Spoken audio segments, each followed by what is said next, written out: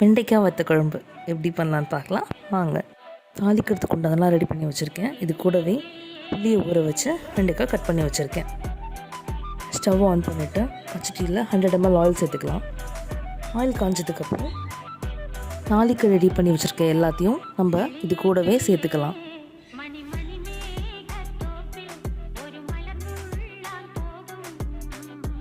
இப்போ பொரிஞ்சிருச்சு. இதில் கட் பண்ணின வெண்டைக்காவும் அதுக்கு தகுந்த பெருங்காய பொடியும் சேர்த்து நல்லா சாட்டே பண்ணிக்கலாம். இது கூடவே குழம்புக்கு தகுந்த உப்பையும் நம்ம ஆட் பண்ணிக்கலாம். வெண்டைக்காய் ஓரளவு வதங்கிடுச்சு. குழம்பு பொடியை சேர்த்து நல்லா மிக்ஸ் பண்ணிவிட்டு பச்சை நடி போனதும் வச்ச புளி கரைசலை விட்டுறலாம்.